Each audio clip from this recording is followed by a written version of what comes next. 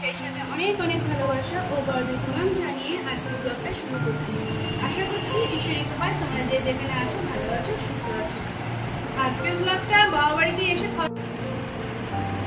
এখন বাজে প্রায় 9টা মতো। আমার স্নান টান তো কমপ্লিট।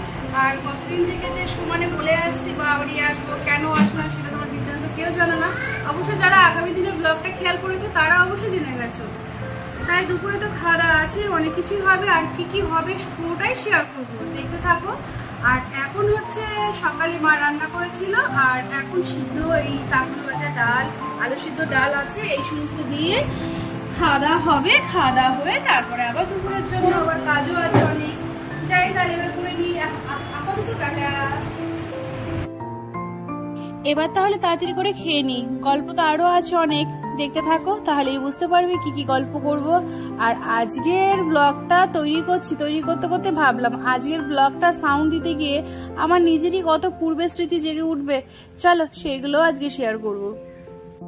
আজকে আবার আমার দায়িত্বে পড়লো এই মাছ মাংস পরিষ্কার করা। এটাই তো আমার কাছে বড় ব্যাপার। আমার কাছে মাংস পরিষ্কার করা বড় ব্যাপার না, কিন্তু মাছ পরিষ্কার করা বড় ব্যাপার, আর বেশি বেশি পরিমাণে সেটা অবশ্যই বড় ব্যাপারই।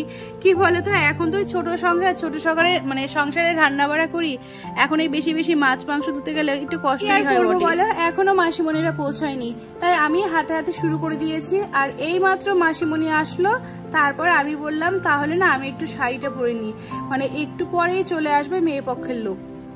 ও হ্যাঁ দেখেছো, এখন একদম ভুলে যায়। এই দেখতে আসার কথা শুনে মনে পড়লো আজকে ভাইকে দেখতে আসবে মেয়ে পক্ষ থেকে। এই কারণেই তো হঠাৎ করে আসা গো, হঠাৎ করে সংবাদ, হঠাৎ করে আসা।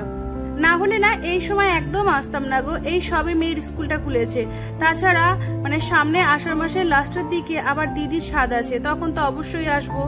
তাই এখন ইচ্ছে ছিল না, কিন্তু বাধ্যতামূলক, একটাই তো ভাই আমার। আর এই দেখো মাসিমণি বৌদি ওরা পেঁয়াজ রসুন কাটাকাটি শুরু করে দিয়েছে, আর এই দিকে আমার মাসি ডাল রান্না বসিয়ে দিয়েছে। সাথে আবার পাশে মাটির উনুন আছে, আমাদের তো মাটির উনুনেও রান্না হয়, গ্যাসেও হয়, সেখানে মাসি আবার মাছগুলো ভেজে নিচ্ছে। আরে আমার মাসি সর্বসম্পূর্ণ নারী, সব রকম কাজ করতে পারে, ঘরে বাইরে সবই পারে, কিন্তু এখন ইদানিং একটু অতটা পারে না, শরীরটা খারাপ হয়ে যাচ্ছে। আর এই দেখো আমাদের মধ্যে না মানে বাঙালদের মধ্যে মাছটা খুব কড়া করে ভাজা হয়, আর এই কড়া মাছ দেখে আমার বর বলবে তোমরা এত কড়া করে কেন মাছ ভাজো। আর আমরা বাঙালরা মানে ওদের কথা ওই অল্প নুন হলুদ দিয়ে মাছ ভাজবো না, আর হালকা করে মাছ ভাজলে মাছটা তো কাঁচা থাকে, এই কারণে আমাদের বাড়িতেও খুব কড়া মাছ ভাজা হয়। ওদিকে তো দেখলেই মা পুজো করতে বসে পড়েছে, আর এইদিকে আমার ভাই রেডি হয়ে গেছে। আর আমার ভাইয়ের কথা আর কি বলবো, অনেক কাজ করে গো, মানে একাই ওকে সব করতে হয়। একটা ছেলে হলে না একদিকে যেমন শান্তি আছে, অন্যদিকে কিন্তু অশান্তিও আছে। আমার ভাইকে দেখে দু এক সময় ভাবি কত চাপ একা একা, আর একটা ভাই থাকলে হাতে হাতে করতো। আর মা এইমাত্র স্নান করেছে, স্নান করেই আগে ওপরে মন্দির পুজো দিয়ে এসেছে, তারপরে ঘরে মা মনসাকে পুজো দিচ্ছে। এখন আমার রেডি হয়নি, পুজোটা দিয়ে মা সকাল থেকে খাওয়া দাওয়া করেনি, একটু খাবে তারপরে রেডি হবে। আর আমি তো রেডি হয়ে গেছি, সেই সাথে ক্যামেরা করছি, আর আমার বর মশাই আমার সোনাইকে নিয়ে খেলা করছে। আচ্ছা বন্ধুরা কমেন্ট করে বলে কিন্তু আজকে শাড়িটা কেমন লাগছে পরে, আমাকে অবশ্যই কমেন্ট করে অপেক্ষায় থাকবো। এইদিকে ভিডিও সাউন্ড দিতে গিয়ে বললাম না আমার নিজের অতীত কথা মনে পড়বে, আমারও মনে পড়ে যাচ্ছে যখন আমাকে দেখতে এসেছিল। আর এই দেখো এখন কিন্তু মেয়ে পক্ষের লোক চলে এসেছে। আমাকে যখন দেখতে এসেছিল সেটা ছিল কি মাস, আশ্বিন মাস। হ্যাঁ আশ্বিন মাসে দেখতে এসেছিল, তার আগে দেখাশোনা হয়েছে, কিন্তু মাঝে না ভাদ্র মাস পড়েছিল। তো আমরা তো শুনেছি আমাদের মধ্যে ভাদ্র মাসে দেখাশোনা করতে নেই, তাই একটা মাস পুরো অফ ছিল। আশ্বিন মাসের 1 তারিখে দেখতে এসেছিল, এসে সেই বাড়ি সেই দিনই দিন হয়ে গেছিল। কিন্তু দুর্ভাগ্যবশত আমার যেই ডেটে প্রথমের দিনটা হয়েছিল সেই ডেটে বিয়েটা হয়নি, তারও একটা কারণ আছে, সেটাও পরে বলবো। এবার তো সকলেই ওপরে চলে আসলো। না না সরি, সকলে আসেনি, কিছু মানুষ নিচে ছিল, কিছু ওপরে। আর আমি তো ক্যামেরা করায় ব্যস্ত ছিলাম, আর বলেছিলাম একটু বড়মশাকে ধরো না একটু কটা রিলস ভিডিও করি, শেয়ার করতে পারলো না, আর হলো না। এইদিকে বৌদিরা কোল্ড ড্রিঙ্কস দিচ্ছে, আর মা এখন জল দিতে গেছে। একজন আবার কোল্ড ড্রিঙ্কস খাবে না, জল খাবে। ওরা আছে নিচে, মা এখন নিচে যাচ্ছে জল দিতে। আর আমার দায়িত্ব যেটা ছিল, আমার ছিল টিফিনের দায়িত্ব। এখন ডিম ছোলা শুরু করেছি, এবার এক এক করে প্লেটগুলো সাজাবো। কিন্তু একা করবো না গো, হাতে হাতে করার আমার এখানে অনেক আছে। বিশেষ করে তোমরা জানো না, আমার মেশো এসে এত কাজ করেছে না হাতে হাতে, কি আর বলবো।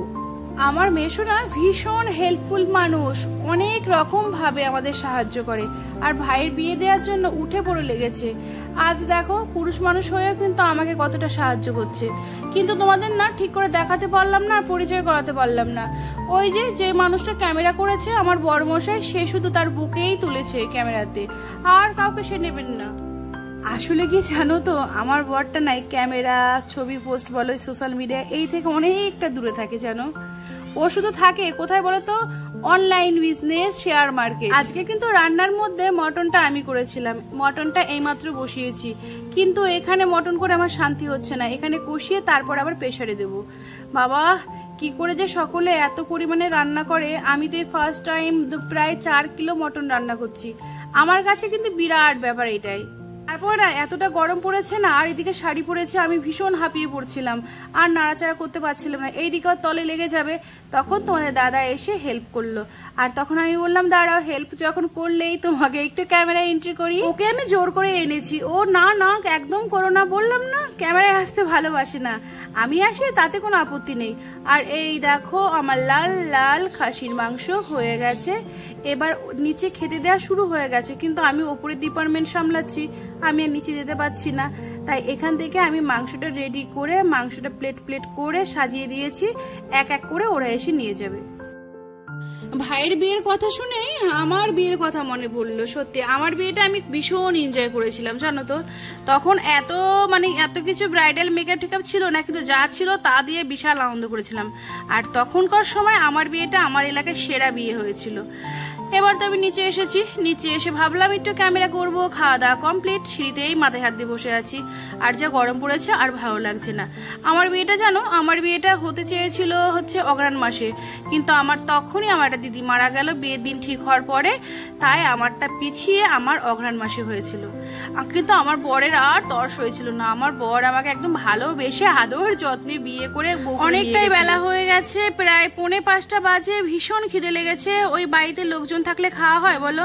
আমার কর্তাও খায়নি, মেয়েও খায়নি। ওই পরে নিচে চেয়ার টেবিলে সবার সাথে একসাথে বসে খাবো। তাই বাড়িতে না ছোট হোক বা বড় যেটাই হোক, অনুষ্ঠান হলে কিন্তু খুব ভালো লাগে। আর অনুষ্ঠানের শেষে সবাই মিলে খাওয়া দাওয়াটা আরো মজার, কি ঠিক না? আচ্ছা যাওয়ার আগে আরেকটা কথা বলি, আমার ভিডিওটা যদি ভালো লাগে তাহলে প্লিজ আমার চ্যানেলটিকে সাবস্ক্রাইব করো। ইউটিউবে সিম্পল সীমা। আর যারা ফেসবুক প্রোফাইল থেকে দেখছো, হ্যাঁ আজকে ঠিক বলেছি, প্রোফাইল নো পেজ, প্রোফাইল থেকে দেখছো সীমা বিশ্বাস, তারা একটু ফলো করে দিও। আর লাইক কমেন্ট শেয়ার করতে একদম ভুলো না, আমার ভীষণ ভালো লাগে পড়তে। তাহলে আজকের মতো টাটা।